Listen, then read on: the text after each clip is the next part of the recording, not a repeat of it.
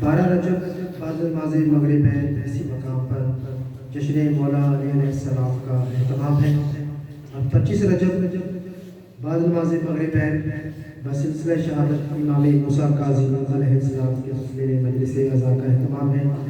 اور 28 رجب مجلس عزا بسلسلہ روانگی امام حسین علیہ السلام مدینہ سے کربلا مجلس عزا کا اہتمام ہے. تمام مومن سے گزارش ہے کہ تمام پروگرام میں شرکت فرمائیں. اعلان کر رہا ہے یہ رومال فاطمی، اشکوں سے بڑھ کر حشر میں نایاب کچھ نہیں. اعلان کر رہا ہے یہ رومال فاطمی، اشکوں سے بڑھ کر حشر میں نایاب کچھ نہیں. ہر ماتمی کے پاؤں کے چھالوں کے سامنے منکر تیری جبین کے محراب کچھ نہیں. اب آپ کے سامنے مولانا علی نقی نوری صاحب ذکر فضائل مسائل آل محمد بیان فرمائیں گے.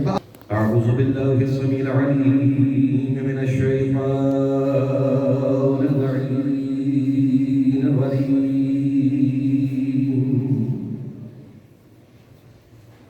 بسم الله الرحمن الرحيم. الحمد لله وكفى وسلام على عباده الذين اصطفى، خصوصا على سيد الأنبياء محمد المصطفى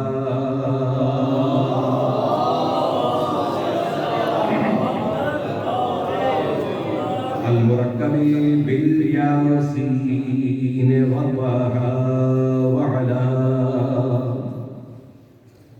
آله الطيبين الطاهرين المعصومين النجباء الشرفاء الذين نذهب الله عنهم الرجس وطهرهم تطهيرا.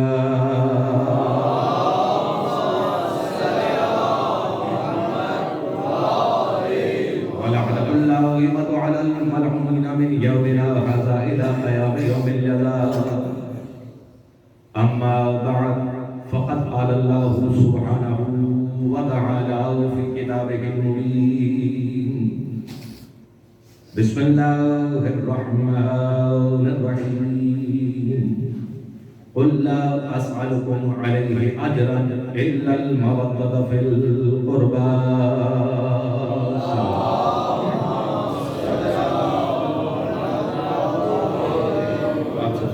سن کے مرتبہ سورہ فاتحہ مع اخلاص جمیع مرحومین مومن مومنات محبین محمد وعلی محمد علیہ وسلم.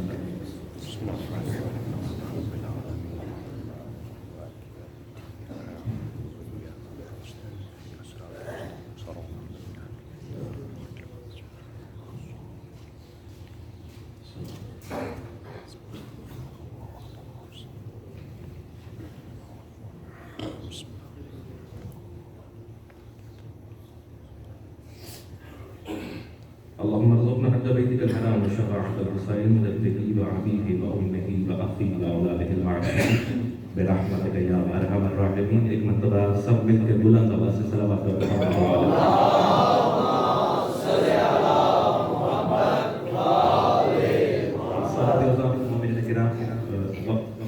میرے پاس زیادہ نہیں ہوگی تو میں یقیناً جو بھی دعائیں آپ اپنے دل میں لیے ہوئے ہیں کہ ہم فرش ادا پر بیٹھے ہوئے ہیں صدقہ محمد والے محمد علیہ السلام بالخصوص بی بی سیدہ صلی اللہ علیہ وسلم کا سب کی دعاؤں کو اپنی بارگاہ میں قبول و منظور فرمائے. جو بیمار ہیں تو صحت و تندرستی عطا فرمائے، جو پریشان ہیں تو پریشانی قبول فرمائے. جو بھی دعائیں آج آپ لے کر آئے ہوئے ہیں مالک اپنی حبیب ہستیوں کا واسطہ بالخصوص سیدہ طاہرہ صلی اللہ علیہ مالک آپ کی تمام ترجماؤں کو نیک حاجات کو بارگاہ میں قبول و منظور فرمائے. لیکن ایک دعا جو بہت ضروری ہے اور ہم سب کی دعاؤں کی قبولیت کی شرط ہے کہ مالک واسطہ محمد والے محمد کا بھی سیدہ صلی اللہ علیہ کا واسطہ ہمارے والے سے حقیقی کے ظہور میں تعمیل فرمائے. ان سب دعاؤں کی مقبولیت کے لیے ایک مرتبہ پھر بلند کر صلوات پڑھ دو.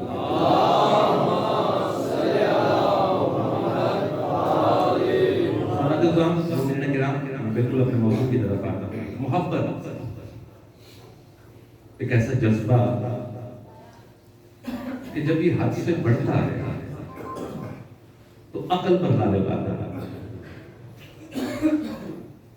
سمجھ رہے ہیں؟ میرے دل میں کوئی تمہید نہیں باندھی، بالکل اپنے موضوع کی طرف آیا. محبت ایسا جذبہ ہے کہ جب یہ حد سے بڑھتا ہے تو کیا کرتا ہے؟ عقل کو معاف کرتا ہے، ختم کرتا ہے. کیسے؟ کہ محبت جب بڑھتی ہے تو جس سے محبت ہوتی ہے اس کا غلط بھی ٹھیک نظر آتا ہے. سمجھ رہے ہیں بات؟ بڑی سادی سی محبت بڑھتی ہے جس شخص سے ہوتی ہے، جس شخصیت سے ہوتی ہے. تو کیا ہوتا ہے کہ جب وہ بہت زیادہ آگے بڑھ جاتا ہے محبت میں تو اس کا غلط بھی ٹھیک لگنے لگتا ہے.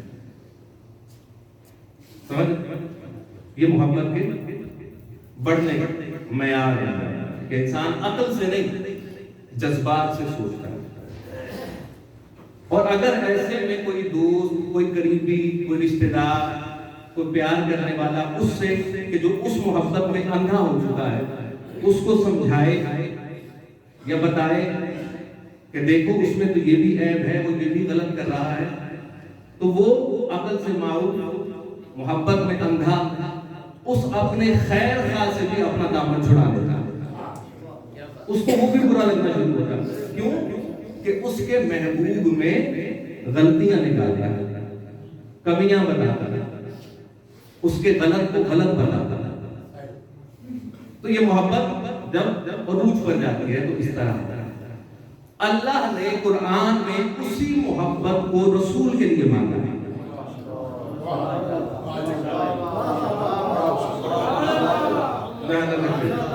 سلامت رہے.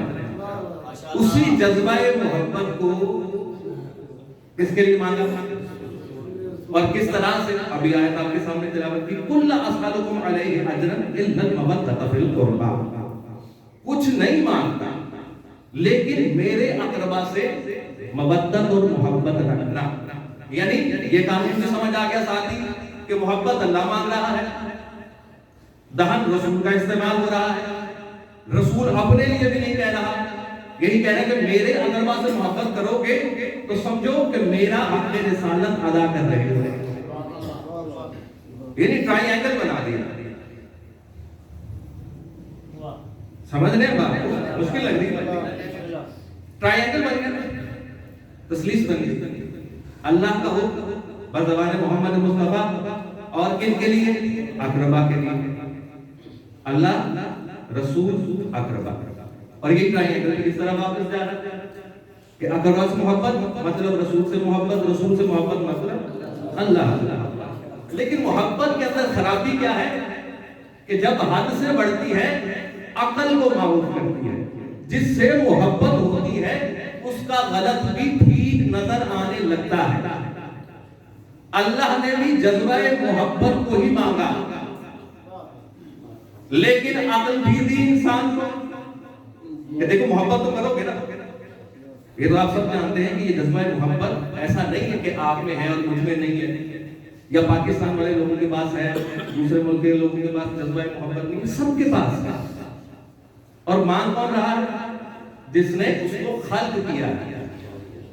کس کے ذریعے؟ رسول کے ذریعے. کس کے لیے؟ اقربا کے لیے. محبت کی خرابی کیا ہے کہ جب یہ حد سے بڑھتی ہے تو غلط صحیح لگنے لگتا ہے محبوب کا. اللہ نے کہا کہ جذبہ ہے ایسا ہے کہ جب بڑھ جاتا ہے تو غلط بھی ٹھیک لگنے لگتا ہے. لیکن دیکھو جن کی میں محبت ان سے طلب کر رہا ہوں رسول کے ذریعے، جب ان کی زندگیوں کو دیکھو گے تو ان کے پہلے سانس سے آخری سانس تک کوئی خرابی نظر نہیں آئے گی.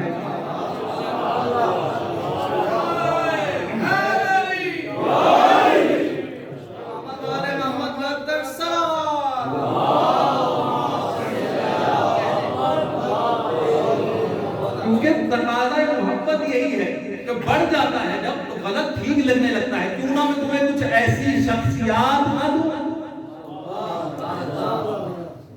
سوال ہوگا کہ مالک یہ کیسے ہو سکتا ہے کہ غلط نہ. تو پھر قرآن کو اٹھاؤ تو پڑھو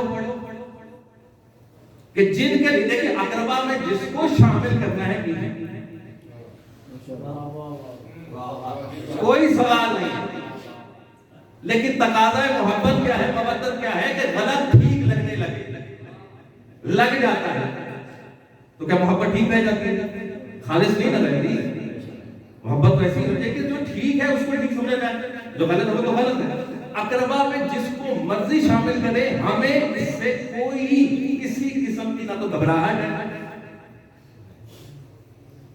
سمجھ رہے، جس کو مرضی شامل کرنا چاہے، آپ جن کو شامل کرنا چاہے اقربا میں، اگر امت بھی شامل ہو جائے تو ہمیں کوئی اس سے کوئی کسی قسم کی کوئی آپ کی پریشانی نہیں ہوتی، کسی کو بھی نہیں ہونی چاہیے۔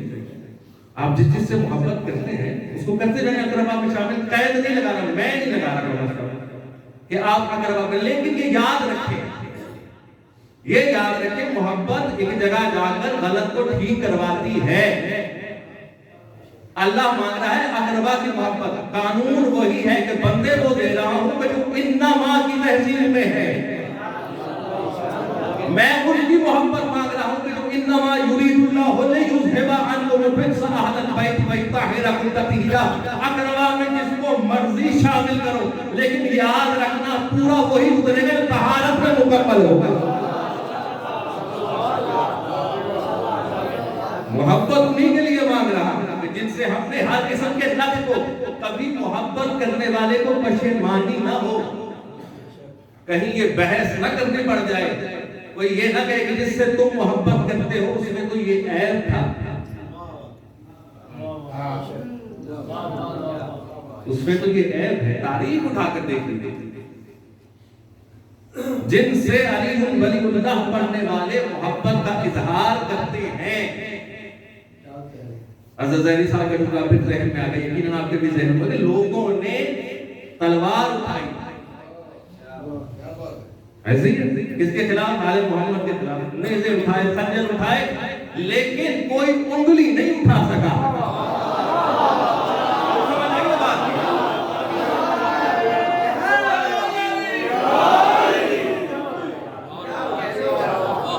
تو تقاضا محبت یہ ہے کہ محبت ایسے سے کی جائے کہ جس پر کوئی انگلی نہ اٹھا سکے۔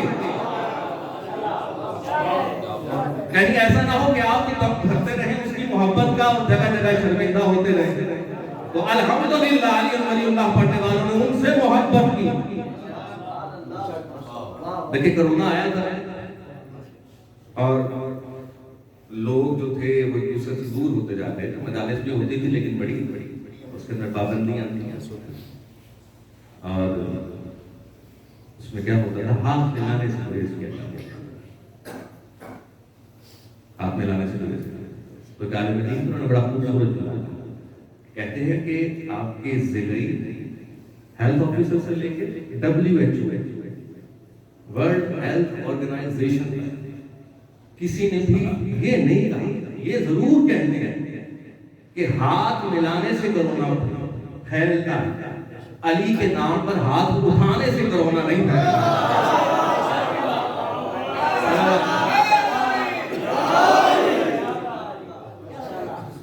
تو بات وہ کر رہا ہوں کہ محبت مانگی، لیکن وہ شخصیات نہیں کہ جن کی محبت میں اگر دیوانے بھی ہو جاؤ تو ان میں تو کوئی غلطی ہے ہی نہیں، اور غلطی کیسے ہو، تعارف رسول خود کروا رہے ہیں، احادیث آپ کی سنی کہ کچھ لوگ ہیں جن کو رسول نے، ظاہر ہے بہت بڑی چیز مانگی جا رہی ہے نا، جن رسالت میں محبت مانگی جا رہی ہے، عام چیز تو نہیں مانگتا نا۔ اللہ اگر اپنے رسول کے حق رسالت کے ادا کرنے میں کوئی اجرت مانگ رہا ہے تو وہ کیا؟ محبت، مودت۔ تو آپ کو کیا لگتا ہے بڑی عام سی چیز ہے؟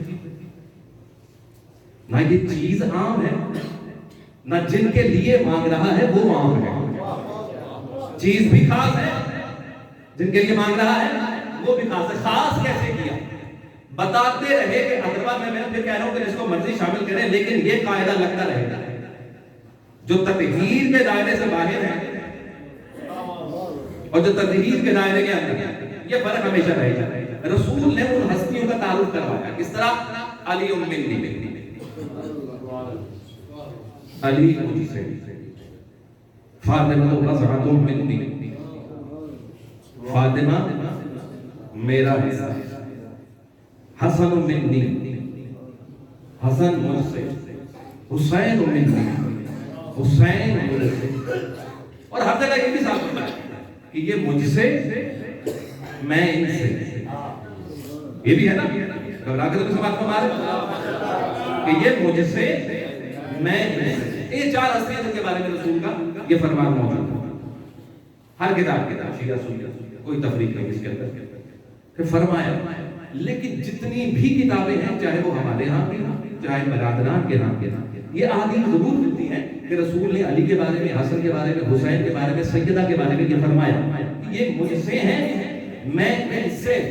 लेकिन इन चारों हस्तियों की तरफ से एक भी कोई ऐसी रिवायत नहीं मिलती कि जहां इन चारों में से किसी एक ने कहा हो कि रसूल हमसे हैं।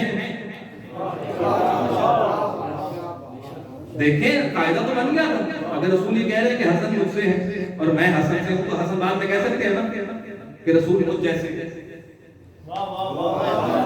समझ लेना, अगर अली मिन्नी वाला, ठीक, अगर अली मुझसे है, मैं अली से हूं, तो अली बाद में कह सकते हैं ना कि रसूल मुझ जैसे है। फातिमा बज़अतुम मिन्नी, फातिमा मेरा टुकड़ा है, तो फातिमा बाद में कह सकते हैं कि रसूल मुझसे हैं या मुझ जैसे हैं। हसन कह सकते हैं कि रसूल मुझ जैसे हैं, हुसैन कह सकते हैं। लेकिन कहीं भी रिवायात के अंदर ये नहीं मिलता कि इन हस्तियों में से किसी ने भी कहा होगा कि रसूल मुझ जैसे हैं।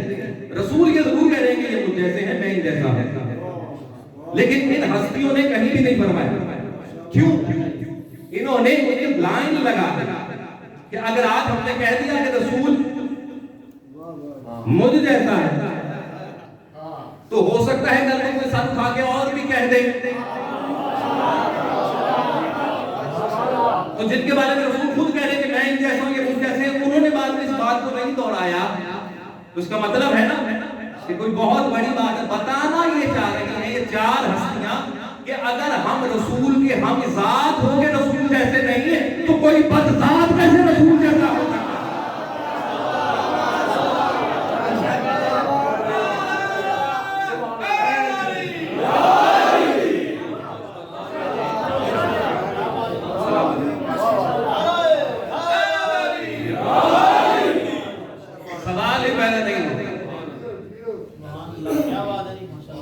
कि जो हक रखते हैं वो नहीं कह रहे, तो बाद में कौन? इसमें भी जरूरत है क्या कहने तो नहीं। लेकिन यहाँ पर तज़किरा से गिरा अभी मैंने हदीस का तज़किरा किया, फातिमा बज़अतुम मिन्नी, फातिमा मेरा टुकड़ा। हाँ, आप ये भी तर्जुमा सुनते हैं कि फातिमा मेरा जिगर का टुकड़ा, लेकिन अरबी की इस इबारत के अंदर कहीं भी लफ्ज़ जिगर नहीं है, कबद होता है। जिगर की जो अर्थ है वो कबद है, लेकिन कहीं भी नहीं। हम जैसे अपनी औलाद से मोहब्बत का इज़हार करते हैं कि मेरे जिगर का टुकड़ा है, तो वो उस तरह से हम उसके, लेकिन इस पूरी उसके अंदर कहीं भी जिगर लफ्ज़ नहीं। रसूल सिर्फ ये फरमाते हैं कि फातिमा मेरा मेरा मेरा, फातिमा मेरा हिस्सा, फातिमा मेरा जुज़। थोड़ी सी यहाँ पर आपने देर रुकना है। रसूल या कोई भी इंसान दो चीजों पर मुश्तमिल है, एक उसका जिस्म, एक उसकी रूह। ऐसे ही वो मुश्किल बात है, एक उसका जिस्म, एक उसकी रूह। कुछ कमालात हैं कि जो सिर्फ और सिर्फ इंसान के जिस्म के साथ हासिल है, वो कमालात रूह में नहीं पाए जाते। ज्यादा मुश्किल बात है कि कुछ कमालात हैं सिर्फ जिस्म के, उसका ताल्लुक रूह से नहीं। कुछ कमालात हैं जो सिर्फ रूह के हैं, जिस्म उससे आरी, जिस्म उससे आरी। अगर हम ये कहते कि फातिमा, इस हदीस का तर्जुमा ये है कि फातिमा मेरे जिगर का टुकड़ा है, तो इसका क्या मतलब बनता है कि फातिमा रसूल के जिस्म के जितने भी कमालात हैं उसमें से एक जुज़ फातिमा है। और अगर हम रसूल की रूह की तरफ जाएं, यानी कि रूह के कमालात फातिमा में, अगर इस हदीस का ये तर्जुमा करें कि फातिमा मेरे जिगर का टुकड़ा है, तो फिर क्या होगा?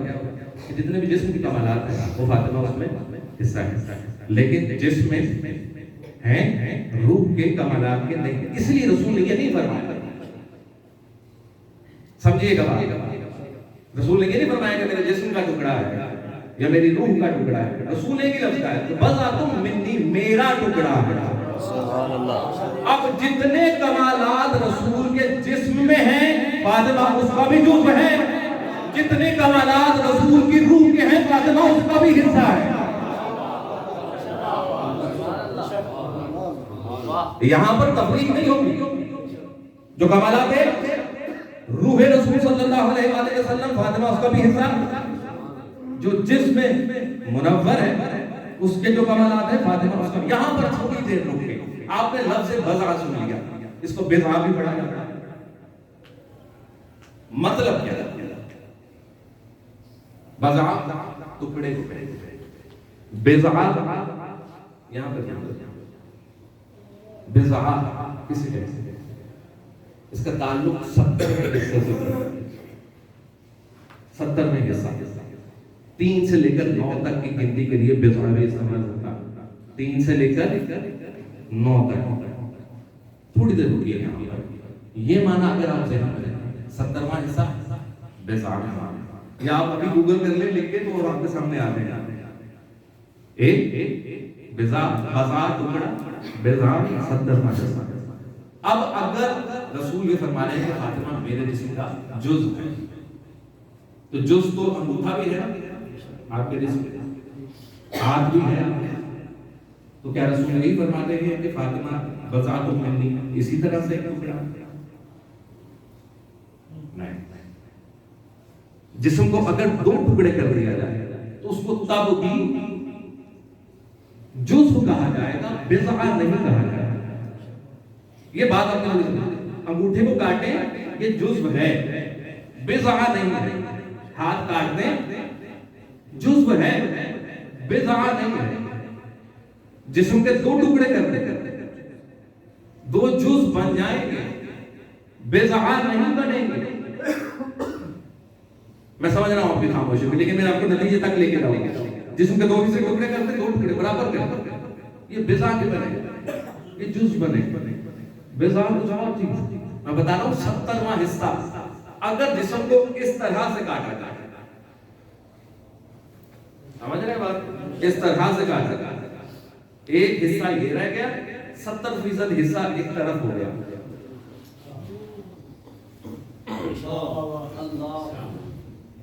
یہ میں اپنی طرف سے نہیں کہنا، آپ لغت میں جا کے اس کے معنی دیکھ سکتے ہیں. یعنی جسم کو اس طرح سے کاٹا جائے کہ اس کا 30% حصہ ایک طرف ہو جائے، 70% ہو جائے تو تب کہا جائے گا بضع. فاطمہ تو بضعۃ منی. سلام علیکم جہاں جہاں بات، فاطمہ تو بضعۃ منی. ہاتھ نہیں، انگوٹھا نہیں، بازو نہیں، 70واں حصہ. میں محمد کی ذات کا فاطمہ کتنا حصہ؟ 70% حصہ. اب اس بات کو رسول نے فرمایا بھی اور کر کے پریکٹیکلی سمجھایا بھی امت کس طرح سے. اب یہاں پہ تھوڑا سا کام کریں، 30% حصہ 70% حصہ. مقابلہ نہیں ہے، مقابلہ نہیں ہے، سمجھنے کی بات ہے. اگر رسول کسی کی عظمت کو بیان کر رہا ہے تو اس کا مطلب ہے کہ وہ واقعی اس فضیلت کا حامل ہے، اس میں شک نہیں ہو سکتا. 70% آپ کے پاس ایک ترازو ہے، پلڑا ہے، 70% ایک طرف رکھے، 30% ایک طرف رکھے، کیا ہوگا؟ 70 والا نیچے ہو جائے گا، 30 والا بلند ہوگا. ایسے ہی ہے کسی بھی طرح سے رکھے، کوئی اتنا مشکل نہیں ہے، راکٹ سائنس تو نہیں ہے. 70 ایک طرف، 30 ایک طرف، تو 70 والا پلڑا ترازو کا چھوٹ جائے گا، 30 والا اوپر جائے گا. اور ہے ایک ہی جنس، یہ بھی ذہن میں، مختلف جنسوں کی بات نہیں کر رہا میں، ایک ہی جنس کی بات کی. ایک ہی جنس کا 70% ایک طرف، 30% ایک طرف. قانون توازن کیا ہے کہ جو 70% ہے وہ نیچے جائے گا، 30% اٹھ جائے گا. میں نے کہا رسول نے فرمایا فاطمہ کے بارے میں اور پھر پریکٹیکلی کر کے بھی دکھایا کہ فاطمہ تو بزواتم من جب بس راتوں میں قانون ذہن میں ہے 70% نیچے 30% بلند. فاطمہ تو بزواتم من پریکٹیکلی رسول اللہ ثابت کریں کیسے کہ یہ احادیث کے اندر کتابوں کے اندر روایات بھری پڑی ہے کہ جب بھی سیدہ تشریف لاتی تھی رسول اٹھ کر کھڑے ہو جاتے تھے.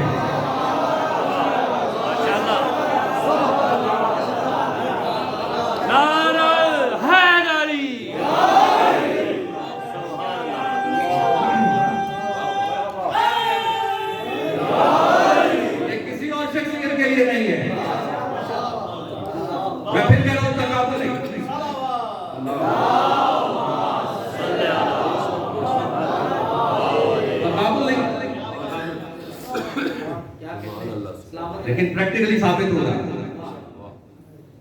اب لوگ کہیں گے وہ تو میں ابھی ہاں کی وجہ سے اور سوال ہوا عالم دین تھے انہوں نے کہا کہ لکھا جاتا ہے کہ اور بھی بیٹیاں ہیں. میں نے پھر کہا کہ آپ اقربا میں بھی جن کو شامل کر لیں آپ بیٹیوں میں بھی جن کو شامل کر لیں کوئی مسئلہ نہیں کوئی لڑائی نہیں کوئی بحث ہے ٹھیک ہے آپ کی محبت ہے. تو ایک عالم دین تھوڑا پریشان ہوتے ہوئے اپنے سے بڑے عالم دین کے پاس گئے.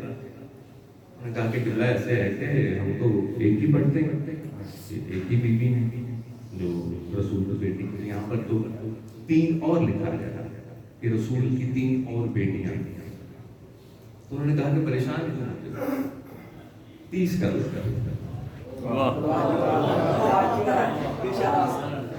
وہ تھوڑے اور پریشان تھے لوگ وہ 3 پہ کہہ رہے تھے تو یہ تو ہمارے یہاں میں تو ان کو بڑا آدمی تھا تو یہ کہہ رہے 30 کر کہتا ہوں اس کے دل میں تھوڑا ہو میں ان سے بھی کسی بڑے آدمی سے ان کے سامنے بھی یہی سوال ہو رہا ہے تو پریشان کیوں ہوتے ہو 300 کر دو 300 کر دو کہتے ہیں میں عراق تک چلا گیا نا اسی طرح دوسرا تو وہاں کسی کو دوسرا تو نے کہا کہ حد کیوں پریشان ہو 3 لاکھ بھی ہو جائے تو سیدہ کی شان میں کون سا فرق ہے.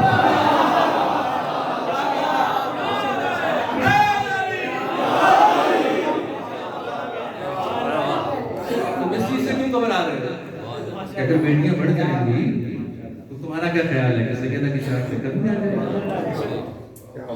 کہتے جب انہوں نے یہ فرمایا تو میں ہٹا اچھا نہیں آ رہی نہیں آئی. کہتے قبلہ کیسے کہتے دیکھیں کہ وہ یہ تو لکھ رہے ہیں کہ رسول کی 3 بیٹیاں اور تھیں لیکن یہاں پہ تھوڑی سی بس معلومات اپنے اس کی بات ہے سوچنے کی بات اس کے انداز کی بات ہے. کہتے لکھنے والے نے یہ تو لکھا کہ رسول کی 3 بیٹیاں اور تھیں لیکن لکھنے والا یہ نہیں لکھ سکا کہ فاطمہ کی 3 بہنیں بھی اور تھیں.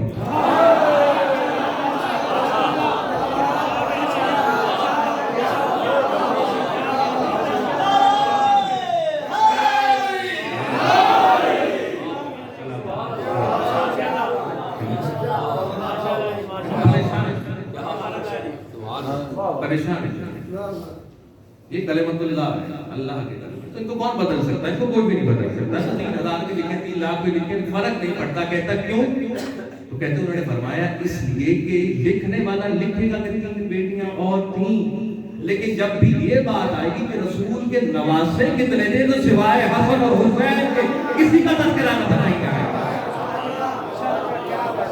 تو یہ فضیلت صرف سیدہ کو حاصل ہے اور قیامت تک سیدہ کے پاس ہی نہیں. گھبراؤ نہیں پریشان ہونے والی بات. ایک سلوات پڑھنے جو محمد علیہ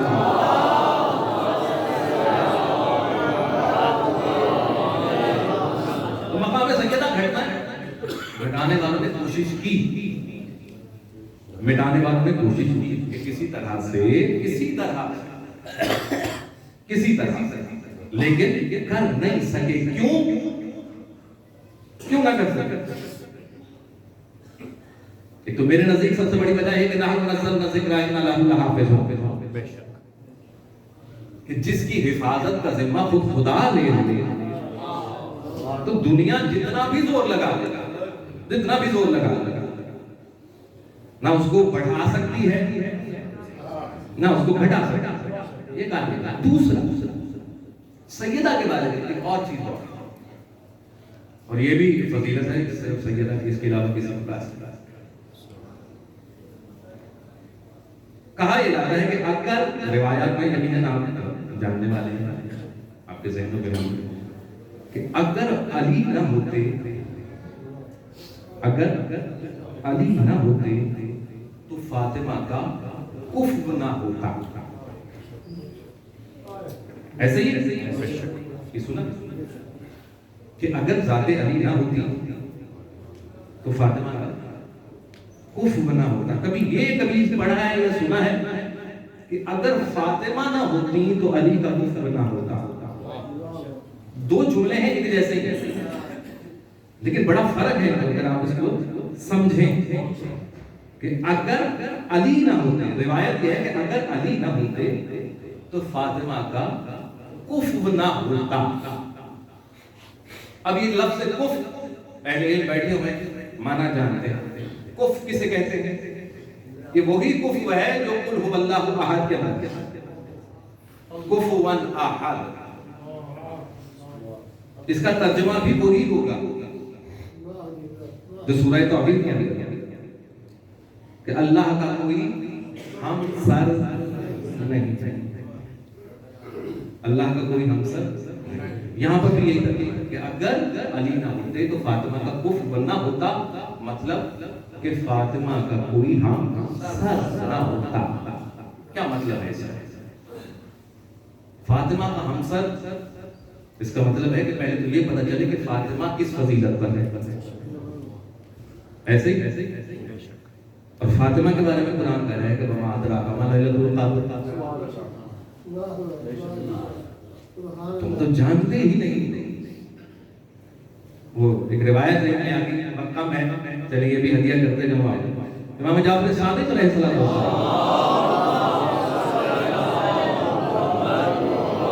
فضیلت بی بی کیسے پتہ چلی؟ تو وہ آیا اور اس نے کہا کہ میں نے ایک حدیث سنی ہے اور پڑھی بھی ہے کہ رسول اللہ صلی اللہ علیہ وآلہ وسلم فرماتے ہیں کہ فاطمہ جو تم سے راضی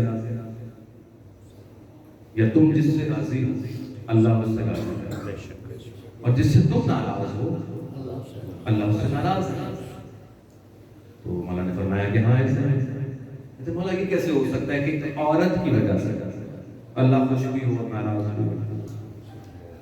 اور یقیناً جیسے آپ نے سماعت کیا جب میرے سامنے آئی مجھے بھی تھوڑا غصہ آتا، اور اگر کوئی آج بھی ہم سے اس طرح کے کوئی سوال کرے تو شاید ہمارے جذبات تھوڑے سے برف گئے ہم غصے سے جواب دیں. لیکن سامنے جو بیٹھی ہے ہستی وہ کوئی اور نہیں، میرے اور آپ کے جیسے نہیں، امام جعفر صادق علیہ السلام. ایک نگاہ شخص کی طرف کہتے اچھا، کہتے ہاں ٹھیک ہے، یہ کیسے ہو سکتا ہے کہ ایک عورت کی وجہ سے بما ادراک ما لیلۃ القدر بھی فضیلت بھی سیدہ سلام اللہ علیہا بھی آپ کے ذہنوں میں رہے. کہتے اس شخص کو کہتے کہ اچھا کہ تم گلی میں جا رہے اور ایک نہایت ہی ایماندار شخص، مومن شخص جس کو تم مومن سمجھتے ہو اور اس کی کوئی برائی تمہارے سے نہیں چاہیے، وہ بیٹھا ہوا ہے اور تم جاتے ہوئے اس کو تھپڑ مارو، تو وہ شخص کیا سوچے گا تمہارے بارے میں؟ وہ مومن جس کو تم مومن سمجھتے ہو کہتے کہ وہ ناراض ہو.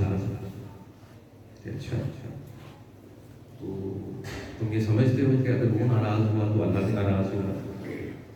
کہتے ہیں ہاں میں نے برا کام کیا، اتنا نہیں آدمی تھا، میں نے اس کو تھپڑ مارا بلا وجہ بغیر کسی وجہ کے، تو یقین وہ ناراض ہوگا تو اس سے اللہ بھی مجھ سے ناراض. اچھا تم گلی میں سے گزرے ہو رہے اسی طرح کا مومن اور ہے اور وہ بھوک سے نڈھال، تم اس کو کچھ کھلا کے دیتے کھانے کے لیے، تو کیا وہ تم سے خوش ہوگا؟ تو یقیناً خوش ہوگا. میں نے اس کی مدد کی، اس کو کھانا کھلایا، تو تمہیں لگتا ہے کہ اللہ کی یقیناً میں نے بھوکے کو کھانا کھلایا تو وہ بھی خوش ہوگا، اللہ بھی خوش ہوگا. کہتے اچھا وہ مومن اگر اس کو جس کو تم نے بغیر کسی وجہ کے مارا وہ ناراض ہوتا ہے تو تمہارا یہ عقیدہ ہے کہ وہ بھی ناراض ہوگا اور اللہ بھی ناراض ہوگا. وہ خوش ہوگا اس نے اس کو کھانا کھلایا تو وہ بھی خوش ہوگا، اللہ بھی خوش ہوگا. وہ مومن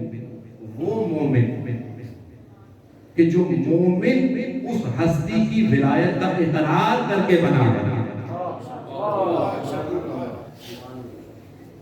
اس ہستی کی ولایت کا اقرار کر کے بنا کر اس کی وجہ سے اللہ خوش اور ناراض ہو سکتا ہے، تو وہ سیدہ سلام اللہ علیہا ہماری جدہ کہ جن کی وجہ سے نظام کائنات چل رہا ہے، کہ جن کے ایک بیٹے کی وجہ سے قیامت رکی رہے گی، وہ ہماری جنتا کے جس کے بارے میں رسول کہتا ہے کہ سیدۃ النساء العالمین ہے، تو یہ خیال کرتا ہے کہ اگر وہ کسی سے ناراض ہو جائے تو اللہ اس سے راضی ہوگا؟ سوال ہی پیدا نہیں ہوگا، نہیں ہو سکتا۔ تو اس کو اس مقام پر آ کر سجایا میرا۔ ہم بیان کر رہا تھا کہ علی نہ ہوتے تو سیدہ کا کفر نہ ہوتا۔ اس کا مطلب ہے کہ جو مقام علی ہے وہی مقام سیدہ ہے۔ وہ علم میں ہو، وہ حلم میں ہو، وہ شجاعت میں ہو، وہ صبر میں ہو، وہ سخا میں ہو، جس مقام پر علی ہیں ہم اصل ہیں سیدہ سلام اللہ علیہ۔ اب ایک واقعہ سماعت فرما لیجیے اور آپ کو سمجھ لگ جائے گا۔ مسجد نبوی، اصحاب بیٹھے ہوئے ہیں، رسول بیٹھے ہوئے ہیں، مولا کی ذات ہے وہاں پر، مولا علی بن ابی طالب بھی موجود ہے۔ رسول ایک سوال کرتے ہیں اپنے صاحب سے، مجھے یہ بتاؤ کہ ایک عورت کے لیے بہترین چیز کیا ہے؟ واقعہ آپ کو سوال ہے، ایک عورت کے لیے بہترین چیز کیا ہے؟ اب سب خاموش ہیں، سب خاموش ہیں، آپ کے لیے علی بھی خاموش ہے، علی بھی جواب نہیں دے رہے۔ اور ظاہر اگر امام خاموش ہیں تو اس کی کوئی نہ کوئی وجہ بھی ہوتی ہے۔ تو علماء کہتے ہیں کہ امام اس لیے خاموش تھے کہ رسول جب بھی کوئی سوال کرتے تھے تو علی فوراً اس کا جواب دیتا۔ تو میرے جیسے جو پیچھے بیٹھے ہوئے کہتے تو پتہ تو مجھے بھی تھا، مولا موقع ہی نہیں دے رہے۔ رسول آپ سوال کرتے ہیں اس سے پہلے کہ ہم جواب دیں، مولا پہلے ان کے جواب دیتے تو ہم کیسے جواب دیں؟ پتہ تو ہمیں بھی ہوتا ہے۔ اب علی خاموش ہے اور مسجد کے اندر سب بیٹھا۔ اتنی دیر گزری کہ علی اس جگہ سے اٹھے اور بیت الشرف میں داخل ہوئے، مسجد نبوی اور گھر، یعنی پتہ ہے نا آپ کو دروازہ کہاں کھلتا ہے؟ مسجد نبوی، ٹھیک ہے، مسجد نبوی سے۔ اب سیدہ موجود ہے، کہتے کیا بات ہے بابا نے ایسا کیا پوچھا؟ یہ سب خاموش۔ مولانا فرمایا کہ آپ کے بابا نے پوچھا ہے کہ عورت کے لیے سب سے بہترین چیز کیا ہے؟ بی بی نے بغیر کسی توقع کے کہا تو آپ فرما دیتے نا وہاں پر کہ عورت کے لیے سب سے بہترین یہ ہے کہ وہ نہ محرم کو نہ دیکھے، نہ محرم اس کو نہ دیکھے۔ سبحان اللہ۔ مولا علی مسکراتے ہوئے مسجد نبوی سے باہر آئے، خدمت رسول علی مسکرا رہے، کیا کہا ہے فاطمہ؟ فاطمہ کہتے ہیں مولا یا رسول اللہ، آپ کی بیٹی یہ فرماتی ہے کہ عورت کے لیے سب سے بہترین یہ ہے کہ نہ محرم اس کو نہ دیکھے، وہ نہ محرم کو نہ دیکھے۔ جیسے ہی جملہ بنا رسول خدا کے چہرے پر مسکراہٹ آئے اور ارشاد فرمایا کہ ہاں وہ کیوں نہ کہے فاطمہ تو بضعۃ منی، یہ جواب فاطمہ ہی دے سکتے کیونکہ وہ مجھ رسول کا ٹکڑا ہے۔ پتا چلا کہ جس معراج پر علی ہے علم کی، سیدہ بھی اسی معراج ہے۔ علی نہ ہوتے تو فاطمہ کا کفر نہ ہوتا۔ بس بڑی زحمت ہے آپ کو، بڑا مشکور مولا کا آنا قبول فرمائے۔ مسائب بی بی صلوات اللہ علیہ پڑھتے ہوئے ایک دقت یہ ہوتی ہے کہ انسان بی بی کے مسائب کو پڑھے یا علی کی مظلومیت کو پڑھے۔ یہ دونوں چیزیں سمجھ نہیں آتی کہ کس چیز کا سجدہ ہے، علی کی مظلومیت یا سیدہ کے مسائب۔ بس بتا رہا ہوں میں آپ کی ذہن سے بہت مختصر بات کرتا ہوں۔ علی کی مظلومیت، فاطمہ کے مسائل، کیسے کہ بعد از رسول فاطمہ علی سے سوال کرتے ہیں کہ علی میں یہ سنتی ہوں کہ لوگ آپ کو سلام نہیں کرتے، یہ فاطمہ کا مسائل ہے یا علی کی مظلومیت ہے؟ اس جملے کو تھوڑی دیر کے اپنے اندر رکھ کے سوچئے تو صحیح کہ سیدہ کسی نے پوچھنا ہے علی سے۔ ابھی غدیر کو گزرے زیادہ دن تو نہیں نہ ہوئے، علی لوگ آپ کو سلام نہیں کرتے، اب علی کی مظلومیت کو دیکھتے بیوی سلام نہیں کرتے، میں علی سلام کرتا ہوں، لوگ جواب نہیں دیتے. اتنی جلدی رنگ بدلا ہے مسلمان، اتنی جلدی. بہرحال بہت مسائل ہیں، بیت الحزن میں رہی مسائل بھی ہیں کہ ایک بیٹی کو اس کے باپ پر گریہ کر لوگوں نے گھر میں آ کر شکایت ہے کہ یا علی بی بی سے کہیں یا تو دن کو روئے یا رات کو رو لیا. ان کی آواز اب کانوں میں پڑتی ہے تو ہمارے بچے ڈر جاتے ہیں، ہم سے کوئی زندگی کا کام نہیں ہوتا. یہ مسائل ہے بی بی. وقت گزرا، میں بالکل اشاروں کے ساتھ گزروں، وہ وقت بھی آیا کہ جس کا تذکرہ خود ایک خط کے ذریعے کیا گیا کہ کس طرح سے بی بی کے گھر کے دروازے کو جلایا گیا. جملہ کہنا بہت آسان ہے. یہ جب جلانے آئے ہوں گے تو کبھی نہ کبھی تو دیکھا ہی ہوگا نا کہ رسول جب بھی اس گھر میں آتے تھے تو اس دروازے پر کھڑے ہوتے تھے اور 3 مرتبہ آئے تھے تطہیر کی تلاوت کرتے تھے. کسی نے کبھی تو دیکھا ہوگا اسی دروازے کو جلا دیا. دروازہ جل چکا، بی بی دروازے اور دیوار کے درمیان میں آ چکی، محسن شہید ہو چکے. اب اگلا مرحلہ اس سے بھی سب فاطمہ کے لیے جب عام ہوتی ہے تو کیا دیکھتی ہے کہ علی کے گلے میں رسی ہے، ننگی تلوار علی کی گردن پر ہے اور سوال بیعت کیا جا رہا ہے کہ علی بیعت کرو. ایک مرتبہ سیدہ نے آسمان کی طرف سر اٹھایا، علی کو سمجھ آ گئی، جلدی سے سلمان کو بھیجا کہ سلمان جلدی جا، نبی زادی کو نبی کا واسطہ دو کہ ابھی بد دعا نہ کرے. کہتے سلمان بھاگ کر آئے، بی بی کے قدموں پر ہاتھ رکھا کہ بی بی آپ تو رحمت اللہ عالمین کی بیٹی ہیں، آپ تو سیدہ نساء العالمین ہیں، کیوں بد دعا کرتی؟ کہتی تم دیکھ نہیں رہی سلمان کہ یہ لوگ میرے بچے کو یتیم کرنا چاہتے ہیں، یہ مجھ سے علی کو چھیننا چاہتے ہیں، یہ مجھ فاطمہ کو بیوہ کرنا چاہتے ہیں کہ سید زادی اس علی نے ہی کہا ہے کہ بی بی کو روکو. کہتے ایک مرتبہ جب سلمان نے کہا نا کہ علی نے کہا، ایک مرتبہ بی بی پیچھے آ کے کہتی ہاں وہ میرے وقت کا امام ہے، میں اس کی اطاعت کرتی ہوں، جیسا علی کہیں گے میں ویسا ہی کروں گا. ایک مرتبہ تلوار ہٹ گئی علی کے گلے سے، میں کہوں گا بی بی آپ نے سامنے کھڑے ہو کر اپنے سہاگ کی جان کو بچا لیا. علی کے گردن سے تلوار اٹھ، ایک مرتبہ کربلا آ کر دیکھے زینب سامنے ہے، اقلعین حسین کی کتھن پر سوار، خود خنجر سے حسین کو ذبح کرتا. بی بی آپ نے تو علی کو بچا لیا، زینب اپنے بھائی حسین کو. اجرکم اللہ. وقت قریب آیا، بلایا اپنے صاحب کو بی بی نے. ایک جملہ ارشاد فرمایا کہ دیکھو جب تک میری تسبیح کی آواز آتی ہے سمجھنا کہ فاطمہ ہے، اور جب میری تسبیح کی آواز آنا بند ہو جائے تو سمجھ لینا میں اپنے بابا رسول اللہ کے پاس چلی گئی. کہتے کہ وقت آیا کہ بی بی کی تسبیح کی آواز رک گئی. فضا نے اسما بنت عمیس کو بلا کر کہا کہ جاؤ جلدی جاؤ مولا کو بلا. بی بی رخصت ہو کے اب علی کی طرحالت دیکھی.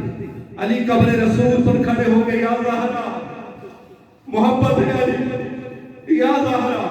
ایک مرتبہ دیکھا کہ اسما بنت عمیس بھاگتی ہوئی آئی. اب جیسے ہی اسما پر نظر گئی نا علی کو پتا چلا کہ کچھ ہے. ایک سوال کیا، زہرا ٹھیک ہے؟ زہرا ٹھیک ہے؟ ایک مرتبہ بی بی نے سر کو جھکا لیا. اب سے بی بی کا سر کو جھکانا تھا. علی نے ایک مرتبہ قبر رسول پر دیکھا، ایک مرتبہ آسمان کی طرف دیکھ کر کہا انا للہ و انا الیہ راجعون. یہ کہتے ہوئے گھر پہنچے، بس اللہ نے آپ کی زحمتوں کو تمام کر. کہتے علی گھر آئے، خود علی نے جلا، خود کفن خود غسل. لیکن حضرات یہاں پر تھوڑی کہتے کہ کچھ ایسے غسل ہیں جن پر غسال چیخ کھا کر بے ہوش ہو گئے. آل محمد میں سے یہ سب سے پہلا ہے. کہتے کہ جب علی فاطمہ کو غسل دے، ایک مرتبہ جب پہلو پر ہاتھ آیا تو علی چیخ مار گیا، فاطمہ تو نے کبھی مجھے زندگی میں کیوں نہیں بتایا کہ تو اس قدر تکلیف میں تھی. کہتے دلیل و تکمیل ہوئی، جنازہ رکھا گیا. ایک مرتبہ علی نے بچوں کو اکٹھا کیا کہ آؤ بچوں اپنی ماں کو الوداع کرنا. آخری مرتبہ اپنی ماں سے مل دو. کہتے ایک ایک کر کے بچے آگے آنے لگے. جناب حسن آئے, بہت مختصر کرتا. جناب حسن آئے, ماں سے کرنے لگے الوداع. زینب کلثوم آئی, ماں سے کرنے لگے الوداع. علی دیکھ رہا ہے کہ حسین ماں کے قدموں کی طرف ہاتھ باندھے کھڑے اور حسرت سے جسد کو دیکھ رہے. علی نے ایک مرتبہ کہا حسین تو ماں سے الوداع نہیں کرنی. ایک مرتبہ بابا کے چہرے کو دیکھا, ایک مرتبہ بی بی کی طرف, ایک مرتبہ بی بی کی طرف دیکھ کر حسین کہتا ہے ماں دیکھو میں حسین ہوں, میں حسن نہیں ہوں, میں زینب کلثوم میں سے نہیں, میں تمہارا بیٹا حسین ہوں. تمہیں پتا ہے نا حسین ایسے نہیں آتا جب تک تم خود حسین کو بلاتی. کہتی تاریخ کہتی کہ مرتبہ بندے کا فن کھلے, بی بی کے ہاتھ برابر آ میرا مظلوم حسین, آ میرا پیاسا حسین, آ ماں سے آخری مرتبہ میرا اللہ اللہ اللہ اللہ اللہ اللہ